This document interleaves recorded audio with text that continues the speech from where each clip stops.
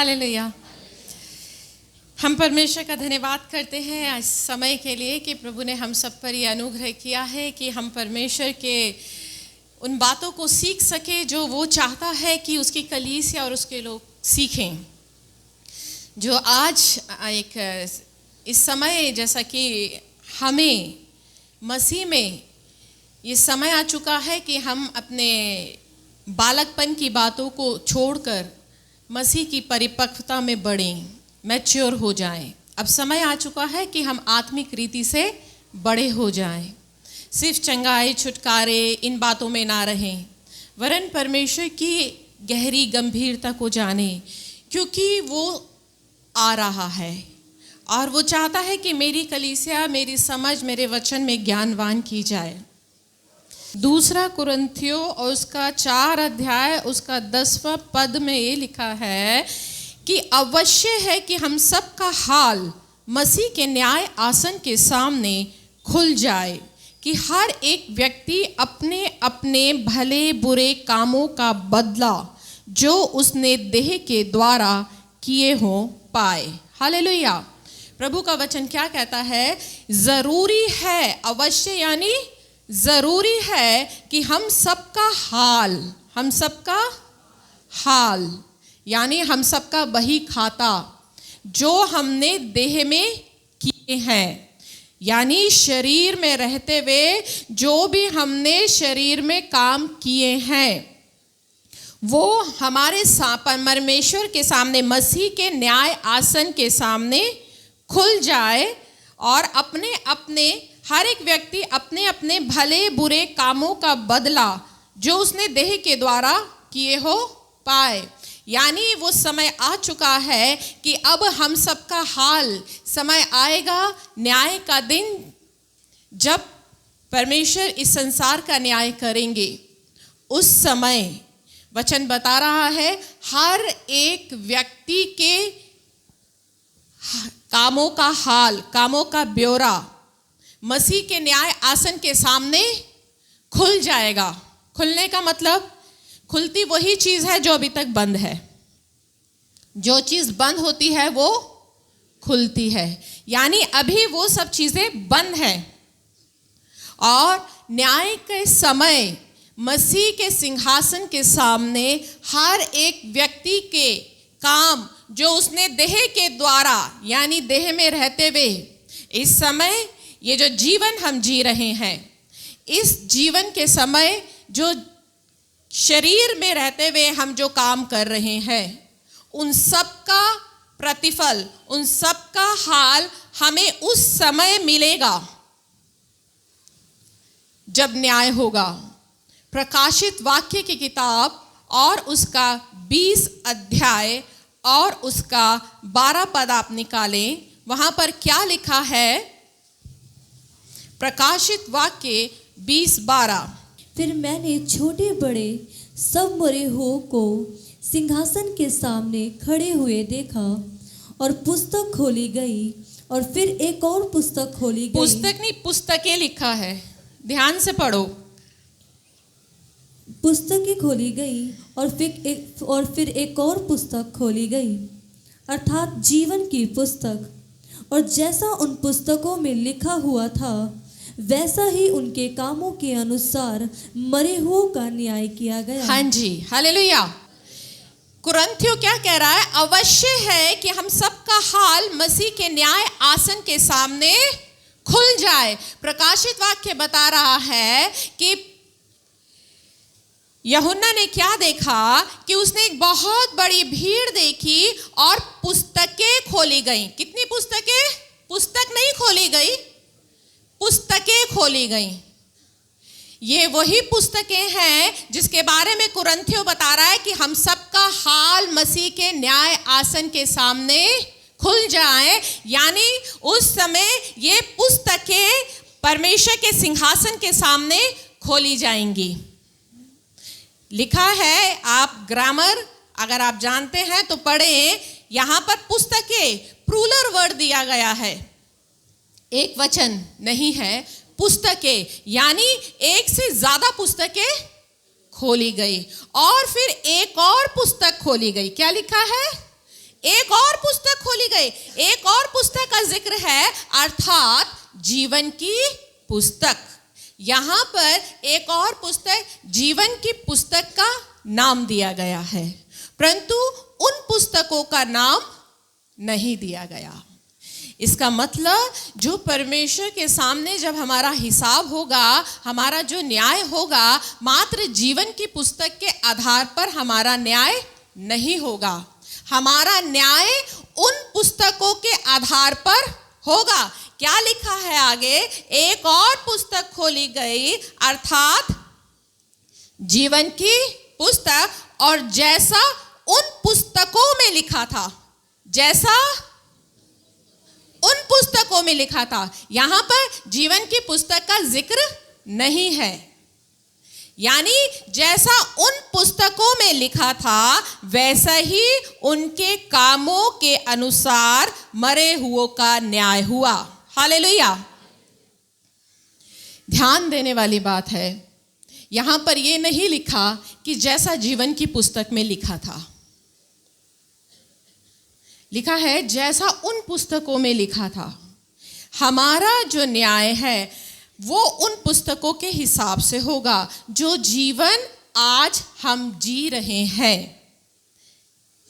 जो सुबह से शाम तक हम काम करते हैं, हम सोचते हैं, हम बोलते हैं, हम कैसी चाल चल रहे हैं, क्या प्रार्थना कर रहे हैं, किस तरीके का व्यवहार कर रहे हैं, वो सारा हिसाब, वो सारा काम उन पुस्तकों में रिकॉर्ड किया जा रहा है। और उस दिन न्याय के समय ये पुस्तकें गवाही देंगी। लिखा है कि उन पुस्तकों के कामों के अनुसार मरे हुओं का न्याय किया गया। आगे लिखा है, अगर आप देखें आगे पढ़े, उन पुस्तक न्याय किया गया। समुद्र ने उन मरे हुओं को जो उसमें थे दे दिया, और मृत्यु और अधोलोकों ने उन मरे हुओं को जो उनमें थे दे दिया, और उनमें से हर एक के कामों के अनुसार उनका न्याय किया गया। मृत्यु और अधोलोक आग की झील में डाले गए, और यह आग की झील दूसरी मृत्यु है। और जिस किसी का नाम जीवन की पुस्तक में लिखा हुआ ना मिला, वह आग की झील में डाला गया। हाँ जी, यहाँ पर क्या लिखा है? और जिस किसी का नाम जीवन की पुस्तक में नहीं मिला। आपके काम पुस्तकों में लिखे जा रहे हैं और जीवन की पुस्तक में नाम है। जो मरे हुओं का हिसाब होगा, वो जीवन की पुस्तक में से आपका नाम ढूंढा जाएगा। जीवन की पुस्तक में से ढूंढा जाएगा कि आपका नाम है या नहीं। हर एक मनुष्य के लिए जरूरी है। अभी जो आज मैं आपके सामने रख रही हूं, मैं जीवन की पुस्तक के बारे में नहीं बताऊंगी, वो मैं अगली बार बताऊंगी, परंतु आज हम उन पुस्तकों के बारे में पढ़ेंगे कि ये पुस्तकें कौन सी हैं। ऐसी कौन सी किताबें हैं जहां पर हमारे जीवन का हिसाब लिखा जा रहा है। जीवन की पुस्तक में नाम है और उन पुस्तकों में काम है। याद रखना, जीवन की पुस्तक में काम रिकॉर्ड नहीं किए जा रहे, जीवन की पुस्तक में से नाम लिया जा रहा है। प्रकाशित वाक्य इसका 20:12 में है, और अब एक रेफरेंस और पढ़ सकते हैं। प्रकाशित वाक्य उसका 13 अध्याय और उसका 8वां पद क्या कहता है? पृथ्वी के सब रहने वाले जिनके नाम उस मेमने के जीवन के पुस्तक में लिखे नहीं गए, जो जगत की उत्पत्ति के समय से घात हुआ, उस पशु की पूजा करेंगे। हाँ, जिनके नाम पुस्तक में नहीं लिखे गए वो उस दुष्ट की पूजा करेंगे। जिसके नाम जीवन की पुस्तक में लिखे गए, उनका जीवन ये लिखा है कि उनको दूसरी मृत्यु से हानि नहीं हुई। यानी जीवन की पुस्तक में नाम लिखा होना बहुत जरूरी है, और काम उन पुस्तकों में हमारे रिकॉर्ड हो रहे हैं। मनुष्य का हिसाब उसके नाम और काम दोनों के द्वारा होगा।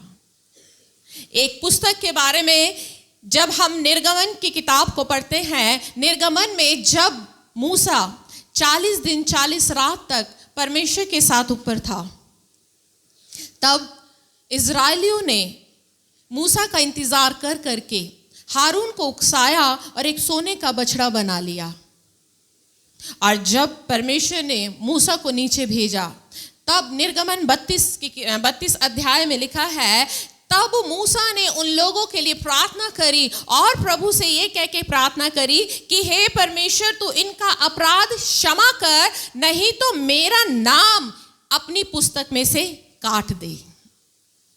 मेरा नाम काट दे। नाम यानी जीवन की पुस्तक में से नाम काट दे। यहां पर कामों का हिसाब नहीं है। पहली पुस्तक अगर हम देखते हैं, भजन संहिता की किताब, पुस्तकें बहुत हैं। यहाँ पर प्रकाशित वाक्य में पुस्तकें लिखा गया है, एक से अधिक है। हम ये नहीं बता सकते एक पुस्तक है, 2 पुस्तक है, 4 है, 10 पुस्तकें हैं। परंतु जैसा परमेश्वर की बाइबल से हमने सीखा है, हम भजन संहिता की किताब और उसका 139 अध्याय और उसका 16 पद अगर आप निकालें, यहाँ पर लिखा है, पहली पुस्तक, तेरी आंखों ने मेरे बेडोल तत्व को देखा है और मेरे सब अंग जो दिन दिन बनते जाते थे वो रचे जाने से पहले तेरी पुस्तक में लिखे हुए थे। हालेलुया। तेरी पुस्तक यानी परमेश्वर की एक ऐसी पुस्तक जिसके बारे में दाऊद बोल रहा है कि हे परमेश्वर, तेरी आंखों ने मेरे बेडोल तत्व को देखा है। बेडोल तत्व यानी जब मैं मां के गर्भ में था, मैं शेपलेस था, कीड़े के समान था, मेरा कोई आकार भी नहीं था। उस समय जब लिखा है कि मेरे सब अंग जो दिन दिन बनते जाते थे, दिन दिन, पहले महीना, 15 दिन, 1.5 महीना, दूसरा महीना, तीसरे महीने में जो बच्चे के अंग मां के गर्भ में रचे जाते हैं, वचन बता रहा है मां के गर्भ में इससे पहले कि बच्चे का अंग, बच्चे की रीढ़ की हड्डी, उसका दिमाग, उसकी आंख, उसका शरीर का कोई भी अंग मां के गर्भ में आए, उससे पहले वो परमेश्वर की किताब में लिखे जाते हैं। हम जो रचे गए हैं, हमारे बाल कैसे होने चाहिए, इससे पहले कि मेरी मां के गर्भ में बाल आते, मेरे परमेश्वर की किताब में लिखे गए। वो आंखें कैसी होनी चाहिए, परमेश्वर की किताब में लिखी गई। इसके हृदय में, इसके अंदर कैसा हार्ट होना चाहिए, इसके अंदर लीवर कौन सा होना चाहिए, कौन सा लीवर किस तरीके का हार्ट होना चाहिए। कई बार बहुत से बच्चे अपनी मां के गर्भ से ही मानसिक रीति से अविकसित पैदा होते हैं। वो सब हिसाब वचन बता रहा है कि परमेश्वर की किताब में लिखे गए हैं। इसीलिए तो हम अपने नहीं हैं। परमेश्वर की एक ऐसी किताब जिसने हमारे शरीर के अंगों का हिसाब रखा हुआ है, और इसी किताब के अनुसार उस दिन ये किताब खुलेगी जिस दिन न्याय होगा, क्योंकि उसने मनुष्य को अपनी समानता, अपने स्वरूप के अनुसार बनाया। मगर आज इंसान ने क्या किया, इस शरीर को, वचन 1 कुरिन्थियों क्या कहता है, तुम्हारी देह पवित्र आत्मा का क्यों है, क्योंकि हमारे अंग, एक एक अंग रचे जाने से पहले परमेश्वर की किताब में लिखे गए हैं। परंतु आज मनुष्य ने उन अंगों को, उसी लीवर को शराब पी पी कर नाश कर लिया है। परमेश्वर ने उनको जबड़ा दिया, मुंह दिया, उसे तंबाकू खा खा के गला दिया है। हिसाब देना पड़ेगा उस दिन। आज लोगों ने अपनी देह को पाप के द्वारा व्यभिचार के लिए समर्पित कर दिया है। हिसाब देना पड़ेगा।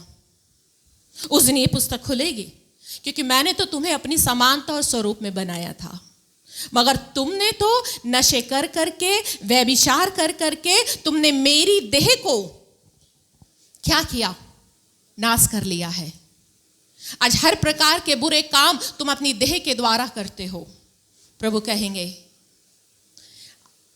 हम ये जो देह है जिसे हम फेशियल से, मसाज से, स्पा से भूत चमका धमका के रखते हैं ना, ये अपनी नहीं है। वचन बताता है तुम दाम देकर यीशु मसीह के लहू के द्वारा खरीदे गए हो। आपका बिल्कुल हक नहीं है कि उसमें कोई नक्काशी भी कराओ। आज लोग टैटू बनवा बनवा के रंग बिरंगा बना देते हैं अपने आप को। हिसाब देना पड़ेगा।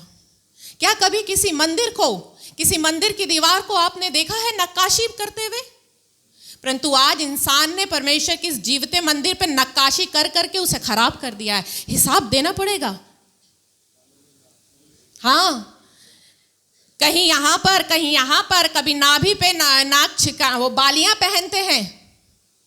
लिखा है, ये किताब है जहां इंसान को अपने हर एक अंग का, अपने देह का, जो उसने देह के द्वारा किए हैं, हिसाब देगा वो उस दिन। आज हम कुछ भी कर रहे हैं, कितने बेपरवाह हैं। हम तो अपने हैं, है ना? हाँ, कितने लोग हैं जिन्होंने जब मां के गर्भ में रचे गए थे, परमेश्वर ने उनका लिंग एक लड़के का रखा, उनका सेक्स एक लड़की का बनाया, परंतु जब वो संसार में आए तब लड़का लड़की बन गया और लड़की लड़का बन गई। दाऊद क्या कह रहा है? हे परमेश्वर, मेरे अंग मेरी मां के गर्भ में रचे जाने से पहले तेरी पुस्तक में लिखे गए थे। आप कौन होते हो अपने आप का चुनाव करने वाले कि आप लड़का हो या लड़की? आपका मालिक तो वो ऊपर है, ऊपर उसने रिकॉर्ड कर रखा है कि आप लड़के हो या लड़की हो। परंतु आज जिन लोगों ने अपना जेंडर चेंज करा लिया है, हिसाब देना पड़ेगा उस दिन। ना सिर्फ वो लड़के लड़कियां देंगे, परंतु जिन लोगों ने, जिन डॉक्टर्स ने वो सर्जरी करी है ना, वो भी हिसाब देंगे, क्योंकि उन्होंने परमेश्वर की बनाई हुई सृष्टि को उलट पुलट कर दिया, नाश कर दिया। वचन क्या लिखा है? पहला कुरिन्थियों की किताब और उसका 3 अध्याय और उसका 16-17 में क्या लिखा है? क्या तुम नहीं जानते कि तुम परमेश्वर का मंदिर हो और परमेश्वर का आत्मा तुम में वास करता है? यदि कोई परमेश्वर के मंदिर को नष्ट करेगा तो परमेश्वर उसे नष्ट करेगा। हाँ जी, प्रभु ने क्यों कहा कि जो मेरे मंदिर को नाश करेगा? तंबाकू खा खा के तुम मेरे मंदिर को नाश कर रहे हो। शराब पी पी कर तुमने मेरे भवन को नाश कर दिया है। तुमने उसे डाकू की खो बना दिया है।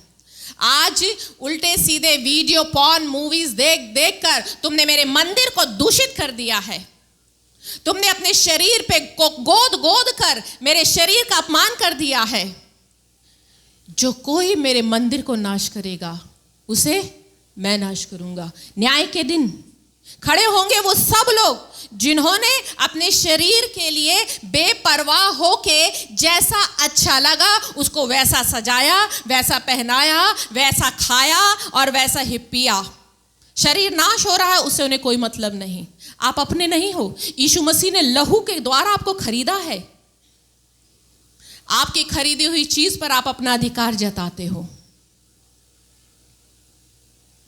जब आप किसी जानवर को, गाय को, कुत्ते को, किसी भी चीज को खरीद कर लाते हो, आप क्या करते हो? आप अपनी मर्जी के हिसाब से उसे पालते हो। क्या वो आपकी मर्जी के बिना किसी और के घर पर चला जाए, कहीं और घूमने चला जाए, परमिशन अलाउ करते हो? नहीं करते हैं।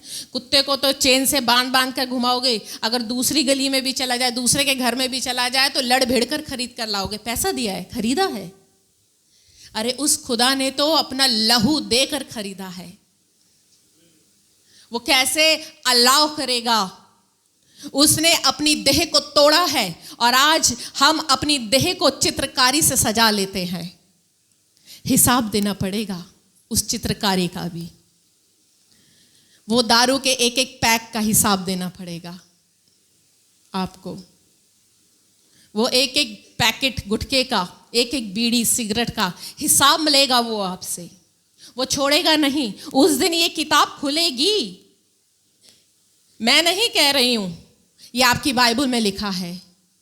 किताबें खोली गई और जैसा उन पुस्तकों में लिखा था, लिखा जा रहा है।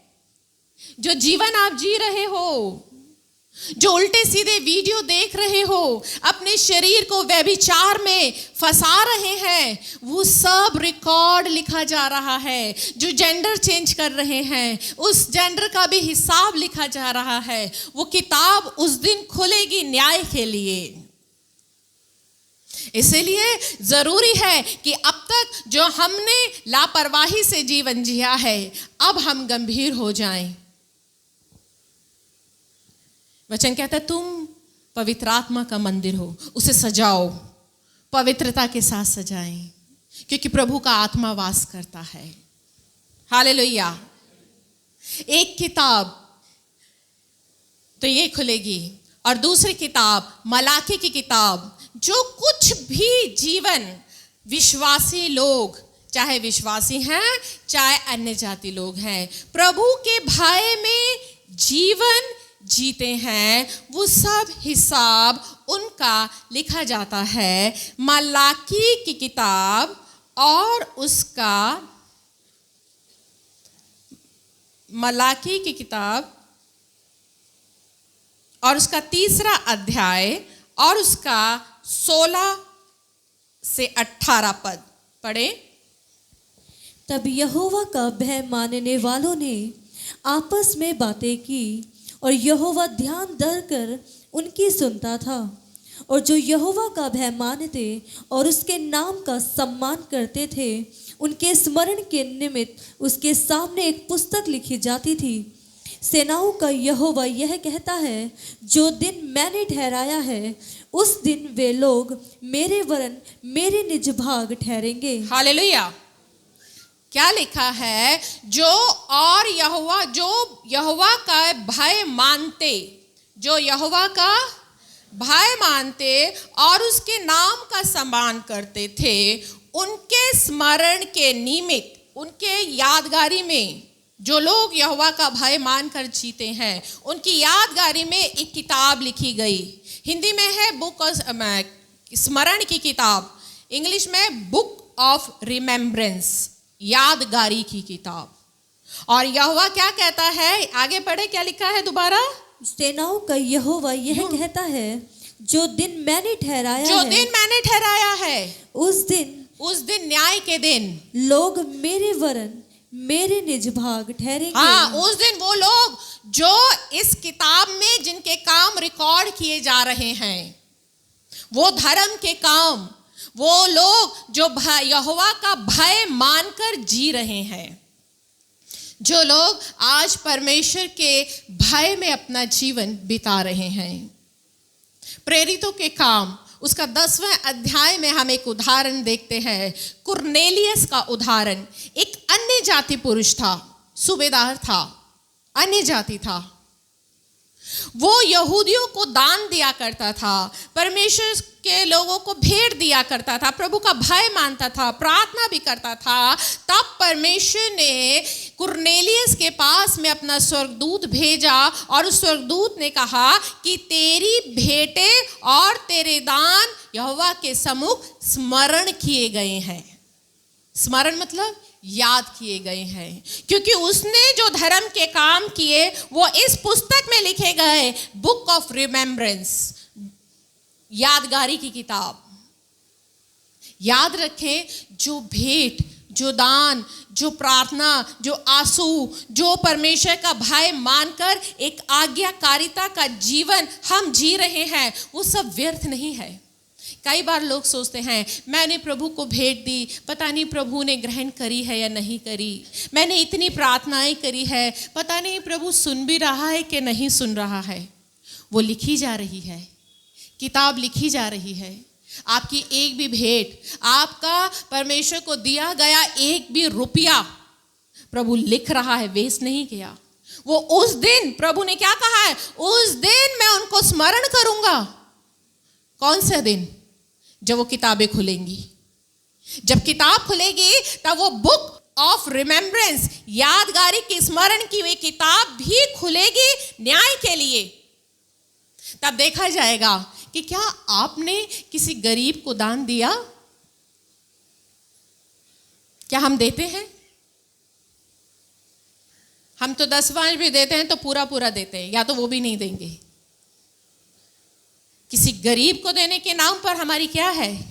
वचन में क्या लिखा है? अगर हम किसी गरीब को दान देते हैं, किसी गरीब को किसी दीन पर किसी की मदद करते हैं, नीति वचन 19:17, 19 की किताब 19:17, जो कंगाल पर अनुग्रह करता है वह यहोवा को उद्धार देता है। हालेलुया! कितनी सुंदर बात बोली गई। जो कंगाल पर अनुग्रह करता है वो यहोवा को क्या देता है?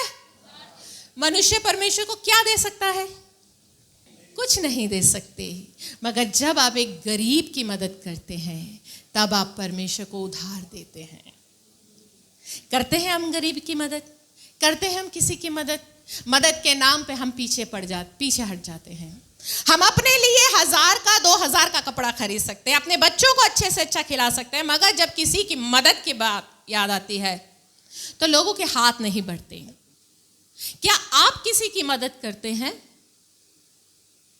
आप वो मौका खो रहे हैं यहोवा को उधार देने का।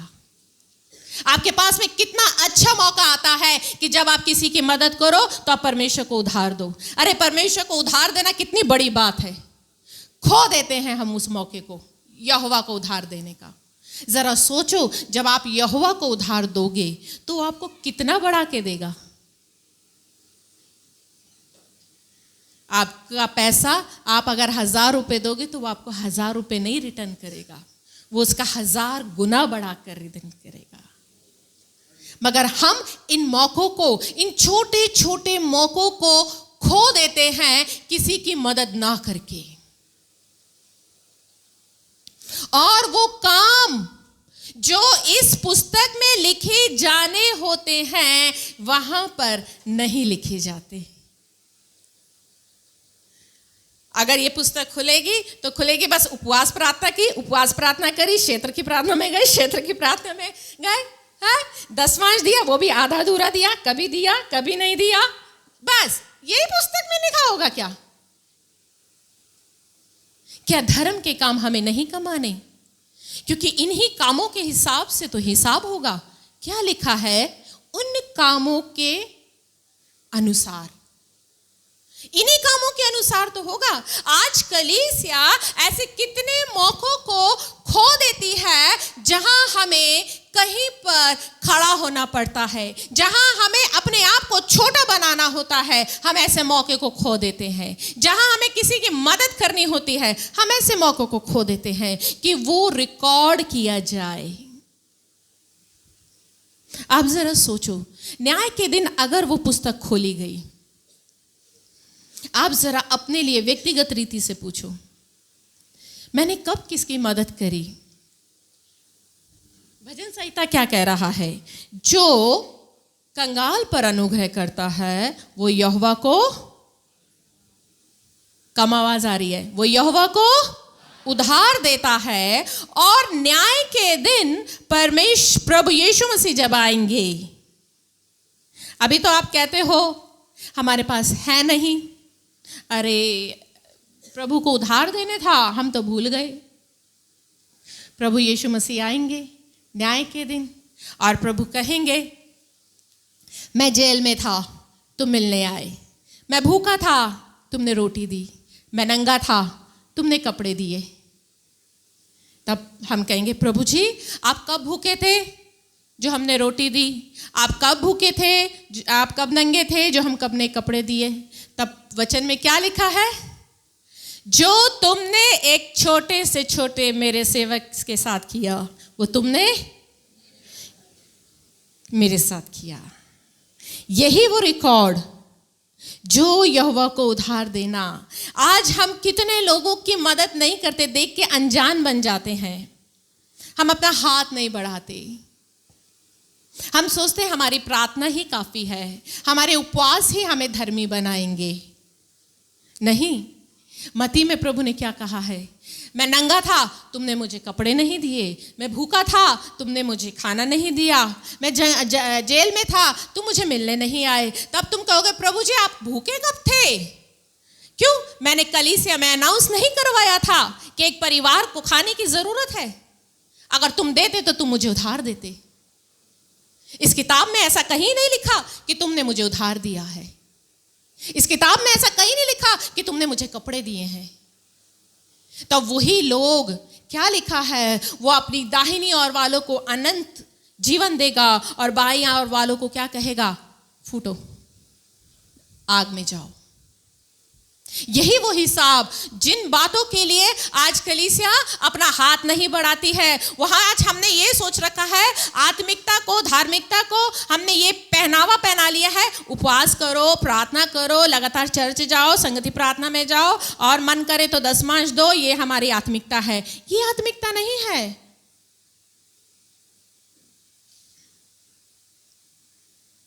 हर एक काम आपका रिकॉर्ड हो रहा है।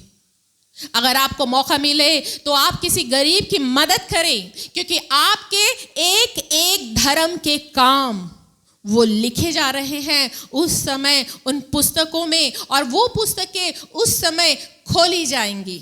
हालेलुया।